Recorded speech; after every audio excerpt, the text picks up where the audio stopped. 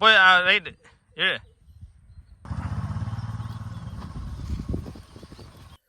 Hello everyone, this is Deepak here. இன்றைக்கி நம்ம சேனலில் என்ன பார்க்க போகிறோம்னு பார்த்தீங்கன்னா ரிவால்ட் RV400. இது வந்து ஒரு எலக்ட்ரிக் பைக். இப்போ இருக்கிற ஃபியூல் காஸ்ட்டுக்கு எல்லாரும் எலக்ட்ரிக் பைக் ஷிஃப்ட் ஆகிட்டு இருக்காங்க. இதோட ஃபுல் ஸ்பெக் பார்க்கலாம். இது வந்து என்னுடைய பிரதர் பைக் தான், நானும் யூஸ் பண்ணிட்டு தான் இருக்கேன். வாங்க ஃபுல் ரிவ்யூ பார்க்கலாம். இதோட அட்வான்டேஜ் என்ன, இதோட டிஸ்அட்வான்டேஜ் என்ன, இந்த பைக் வாங்கலாமா வேணாமா, எல்லாமே இந்த வீடியோவில் ஃபுல்லாக இருக்கும். வீடியோக்குள்ளே போகிறதுக்கு முன்னாடி இதுவரை நம்ம சேனலை சப்ஸ்கிரைப் பண்ணாமல் இருந்தீங்கன்னா சப்ஸ்கிரைப் பண்ணிடுங்க. ஸ்பெசிஃபிகேஷன் பார்த்துலாம் வாங்க. இது வந்து நம்ம 4.5 hours சார்ஜ் பண்ணணும்னு சொல்லியிருக்காங்க. அதேமாதிரி இதில் 3 மோடு கொடுத்துருக்காங்க. Economic mode, normal mode, sport மோடுன்னு. எக்கனாமிக் மோடில் வந்து 130 to 140 கிலோமீட்டர் போகலான்னு அவங்க சொல்லியிருக்காங்க. ஆனால் கரெக்டாக அக்யூரேட்டாக அவ்வளோ போக முடியுமான்னு தெரியல, ஏன்னா நாங்கள் யூஸ் பண்ணிட்டு தான் இருக்கோம். கொஞ்சம் அதோட கம்மியாக தான் போகுது. அதேமாதிரி நார்மல் மோடில் வந்து 70 to 80 கிலோமீட்டர் போகலான்னு சொல்லியிருக்காங்க. அதே மாதிரி ஸ்போர்ட் மோடில் வந்து 60 to 70 போகலான்னு சொல்லியிருக்காங்க. இதுலேயே வேறு என்ன பார்க்கலான்னு பார்த்தீங்கன்னா, இதில் வந்து டிஸ்க் பிரேக் தான் இது, ஆனால் இது வந்து ABS கிடையாது. இதில் வந்து RBSன்னு சொல்லுவாங்க, ரீஜெனரேட்டிவ் பிரேக்கிங் சிஸ்டம்னு. இதில் என்ன சொல்கிறாங்கன்னா, அந்த பிரேக்கிங் சிஸ்டம் ஏன் கொடுத்துருக்காங்கன்னா, அதில் வந்து பிரேக் அடித்தா திருப்பியும் பேட்ரி வந்து ரீசார்ஜ் ஆகும் அப்படின்னு அவங்க சொல்லியிருக்காங்க. ஆனால் அது கரெக்டாக ஒர்க் ஆகுதான்னு இல்லையான்னு நம்மளுக்கு தெரியல. இதில் பார்த்தீங்கன்னா மோனோ சஸ்பென்ஷன் கொடுத்துருக்காங்க, அது நல்லா கம்ஃபர்ட்டாக தான் இருக்குது. அதேமாதிரி சீட் பார்த்தீங்கன்னா என் பாடி வெயிட்டில் ஒரு 2 பேர் நல்லா போகலாம், ஆனால் கொஞ்சம் அந்தளவுக்கு கம்ஃபர்டபுளாக இல்லை. இன்னும் ஏதாவது இம்ப்ரூவ் பண்ணியிருக்கலாம். அதே மாதிரி லைட் வந்து ப்ரொஜெக்டர் லைட் கொடுத்துருக்காங்க, ஆனால் நைட்டில் இன்னும் அந்தளவுக்கு விசிபிலிட்டி இல்லை, இன்னும் இம்ப்ரூவ் பண்ணலாம்.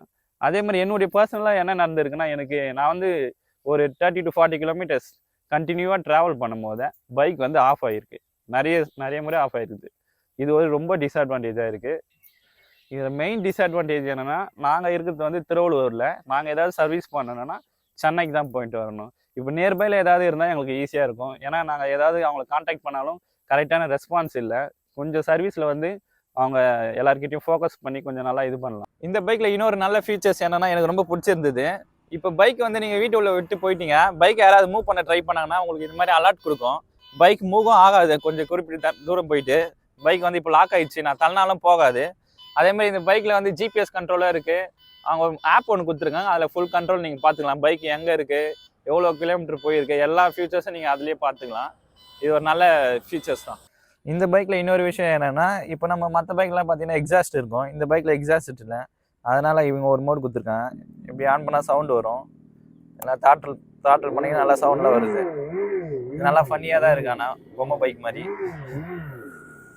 இந்த பைக்கில் எனக்கு பர்சனலாக என்ன பிடிச்சதுன்னா, பைக்குடைய கீ தான். இதுதான் கீ, கார் கீ மாதிரி இருக்குது. ஃபுல்லாக ரிமோட் கண்ட்ரோல் தான். இப்போ பைக்கை வந்து இது லாக் பண்ணுறது, இந்த பட்டன் வந்து அன்லாக் பண்ணுறது, இது வந்து பைக் வந்து ஸ்டார்ட் பண்ணுறது. இதை ப்ரெஸ் பண்ணிங்கன்னா ஸ்டார்ட் ஆகிடும். இது வந்து லொக்கேஷன் பட்டனு. இப்போ நீங்கள் ஏதாவது பார்க்கிங்கில் பைக்கை பார்க் பண்ணிங்கன்னா நிறைய பைக் இருக்கும், அங்கே நீங்கள் ஃபைண்ட் பண்ண முடியாது. இந்த மாதிரி பீப் சவுண்டு கொடுக்கும், நீங்கள் ஈஸியாக கண்டுபிடிக்கலாம் நம்ம பைக் எங்கே இருக்குன்னு. இந்த ஃபியூச்சர்ஸ்லாம் நல்லா தான் இருக்குது.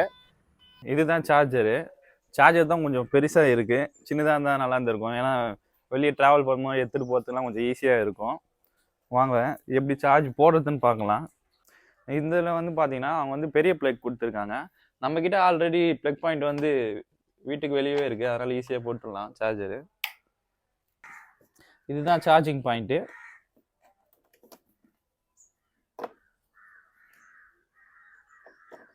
அவ்வளோதான், இப்படி ஈஸியாக போட்டுக்கலாம் சார்ஜு. இப்போ வந்து ஃபர்ஸ்ட் மெத்தட் பார்த்தோம் சார்ஜ் எப்படி போகிறதுன்னு. அது வந்து வீட்டுக்கு வெளியே ப்ளக் பாயிண்ட் இருந்தால் அவங்களாம் ஈஸியாக பண்ணிடலாம். இப்போ சில பேர் அப்பார்ட்மெண்ட்டில் இருப்பாங்க, அவங்களாம் எப்படி சார்ஜ் பண்ணுறதுன்னா பேட்ரி வந்து மேலே எடுத்துகிட்டு போய் தான் பண்ணணும். அதை எப்படி எடுத்துகிட்டு போகலான்னு பார்க்கலாம் வாங்க. இந்த கீயை யூஸ் பண்ணி ஃபஸ்ட்டு இப்படி ஹோல்ட் பண்ணி இது பண்ணிங்கன்னா ஓப்பன் ஆகிடும். இது ஓப்பன் பண்ணிவிட்டு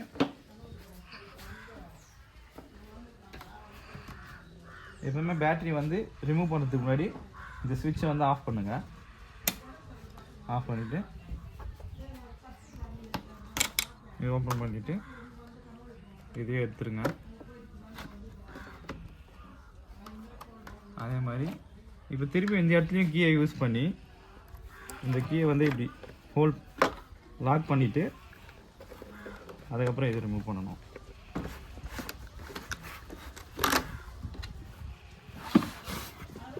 அப்பா தூக்கவும் முடியல, வெயிட் கொஞ்சம் ஹெவியாக தான் இருக்கும். இருந்தாலும் என்ன பண்ணுறது, நீங்கள் தேர்ட் ஃப்ளோர்லாம் இருந்தால் இப்படி தான் தூக்கிட்டு போகணும், வேறு ஆப்ஷனே இல்லை.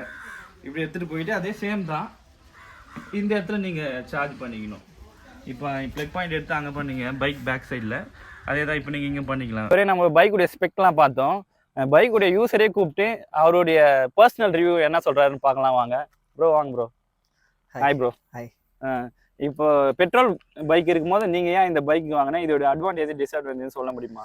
உங்களுடைய பர்சனல் ரிவ்யூ சொல்லுங்கள். ஓகே, கண்டிப்பாக சொல்கிறேன் ப்ரோ. ஆக்சுவலாக நான் வந்து ரெகுலராக ஆஃபீஸ் யூஸ்க்காக தான் வந்து நான் பார்த்தீங்கன்னா இப்போ பைக்கில் சேஞ்ச் ஆகினேன். ஆக்சுவலி இதுக்கு முன்னாடி பார்த்தீங்கன்னா பெட்ரோல் பைக் தான் யூஸ் பண்ணிட்டு இருந்தேன் நான். ஓகே.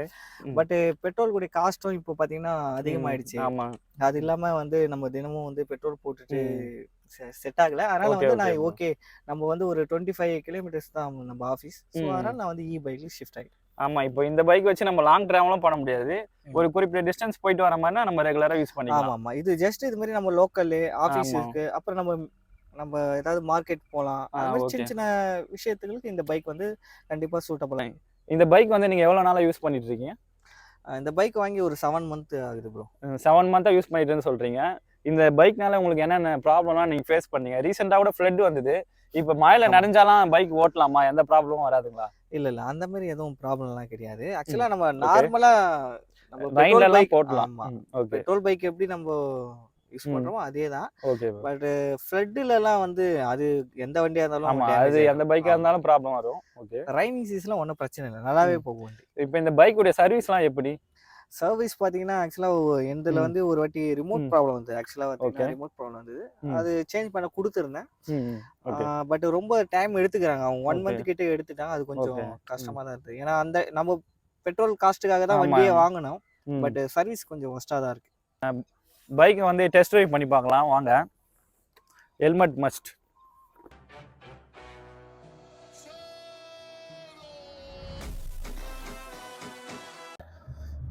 இப்போ பார்த்தீங்கன்னா நம்ம ஒரு டெஸ்ட் ட்ரைவ் பண்ணலாம். இதில் வந்து 3 மோடு இருக்குன்னு ஆல்ரெடி சொல்லியிருந்தேன். இப்போ நம்ம ஃபர்ஸ்ட் மோடில் தான் ஓட்டிகிட்டு இருக்கோம்.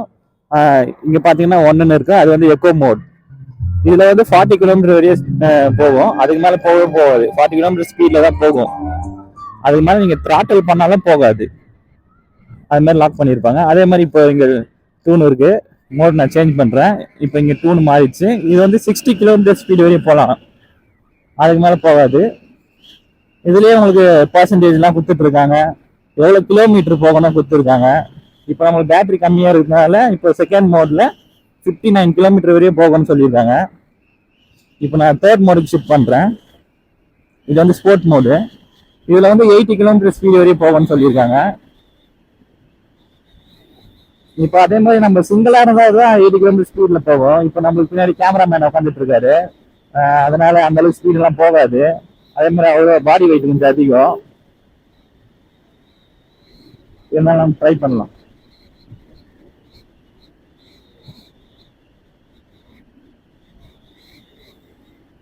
உங்களுக்கு இதே எல்லா டீட்டெயில்ஸ் கொடுத்துருப்பாங்க, பேட்டரி பர்சன்டேஜ், எவ்வளோ ஸ்பீட் போகும், எல்லாமே இருக்கு. இந்த பைக்கில் பார்த்தீங்கன்னா இன்னொரு நல்ல ஒரு விஷயம் இருக்குது, அதாவது 15,000 கிலோமீட்டர் வரை அவங்க ஒரு ஃப்ரீ சர்வீஸ் கொடுக்குறாங்க. இந்த பைக்கில் இருக்கிற ஏதாவது ஸ்பேர் பார்ட்ஸு ஏதாவது ப்ராப்ளம் ஆனாலும் ஃப்ரீ ஆஃப் காஸ்ட்டில் ரெடி பண்ணி கொடுக்குறாங்க. அதே மாதிரி பார்த்தீங்கன்னா பேட்டரிக்கும் மோட்டாருக்கும் 5 இயர்ஸ் வரையும் வாரண்டி கொடுக்குறாங்க. ஓகே, கடைசியாக என்ன தான் சொல்லுவார், இந்த பைக் வாங்கலாமா வேணாமான்னு கேட்டிங்கன்னா அது உங்களுடைய சாய்ஸ்ன்னு சொல்லுவேன். என்ன பர்சனலாக கேட்டால் நான் வந்து பைக் தான் சூஸ் பண்ணுவேன். ஏன்னா நான் தினமும் 60 to 70 கிலோமீட்டர் ட்ராவல் பண்ணுற பர்சன். எனக்கு வந்து அப்ராக்சிமேட்டாக பார்த்தீங்கன்னா ஒரு தினமும் 200 செலவாகும். அப்படின்னு பார்த்தீங்கன்னா கூட மந்த்லி 5,000 ஆகும். அதுக்கு நான் ஒரு பைக் எடுத்துகிட்டு இஎம்ஐ கட்டிட்டு போயிடுவேன். ஓகே கைஸ், நீங்கள் பெட்ரோல் பைக் வாங்கலாம் பைக் வாங்கலான்னு கமெண்ட் பண்ணுங்கள், நெக்ஸ்ட் வீடியோவில் பார்க்கலாம்.